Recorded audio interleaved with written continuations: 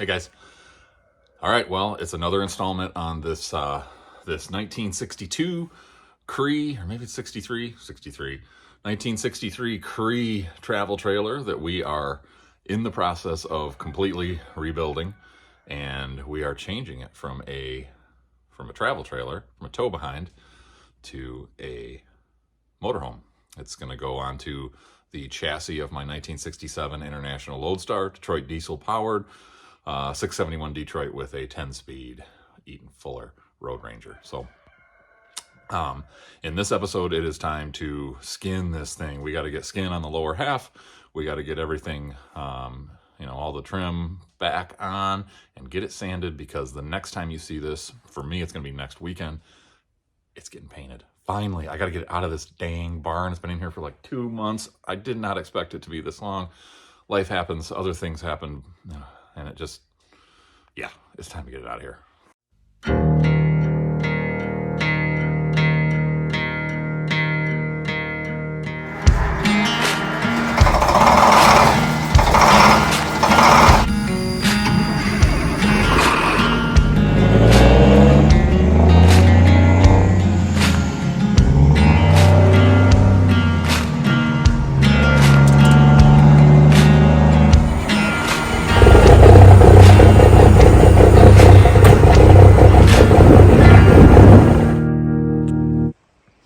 All right, guys. Well, this is actually the second time I've filmed this video for you. So the first time,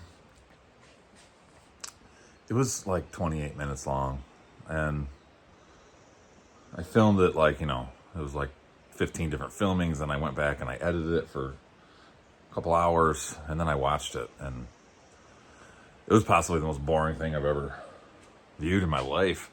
So I decided I'm going to give you the Cliffs Notes version of reskinning the bottom half of our 1967 International Super C motorhome. I'm turning around. All right, so this is what we got. This is what it looks like when it's done. Long story short, I used, so this is the same metal roofing, the tri-rib. You can see it there on that little small roof right there on my house. Hardy rib, whatever. Just the exposed fastener, plain Jane, barn siding. And when the manufacturers get that, or I shouldn't say the manufacturers, when the local suppliers get that, it's in a coil that's 42 inches tall. And then they run it through a stamp or a press, or whatever you want to call it. It'd be a press, basically a rolling press.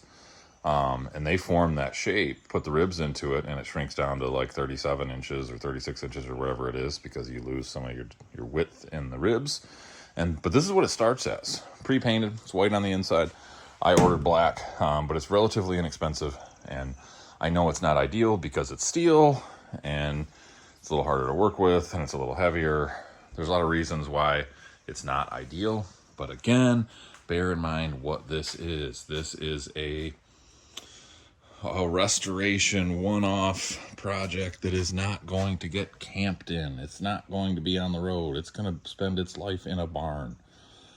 And I'm on a budget, plain and simple. So this is what we ended up with. So long story short, I came up with a jig. I'll splice a little clip of that in. All right, guys. Well, there is the rig that I came up with. So if you can see, if we look down this way, what I did, I took a 2x4 and I screwed a couple of 2x2s to it with a 1/4 inch gap in the middle, so it can hold it. And then I can put floor jacks underneath, pitch up each end. I went a little higher than need be until I had a little bit of pressure on it, and I flexed it out. I notched it into this seam here, and we are in place. Regardless, I made a jig that would hold this so I could do this by myself, and I was able to get everything in. And then this is a channel. All this, the lower piece fits into the channel of its upper piece on this whole camper. So we fit it right into this channel here. Had the studs marked, way more fasteners than what the aluminum takes, but again, because of the weight and the propensity of steel to ripple, we still have some ripples. Yes, you can look down and you can see a few ripples here and there. It's not perfect. That's okay. I'm not going for perfection. We're going for kitschy, 1963, 62 motorhome look, right? Right. So I topped it off with some bottom trim. There is some bracketry that supports that, so you can see that lower is nice and rigid. We do extend about 7.5 inches below the lowermost frame of the camper with that skirting. So this got taller visually than what it used to be. So that's done. We made a radius jig to cut our wheel well openings.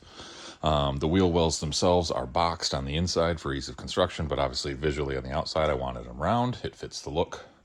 And then I painstakingly cleaned old mastic and caulk off of these corner trim pieces and refit those down around front and back. So everything is reinstalled. It's all using number 8 by 1 inch stainless steel screws. They will all get painted, of course, but regardless.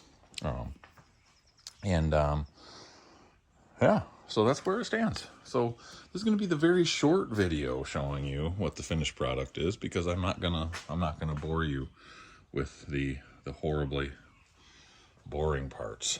And then what you get to see next week is actually what I'm doing today. So it is going to be it's a rainy start, but just generally a cloudy 80-degree day. Perfect day to have the doors open and throw some paint on this thing.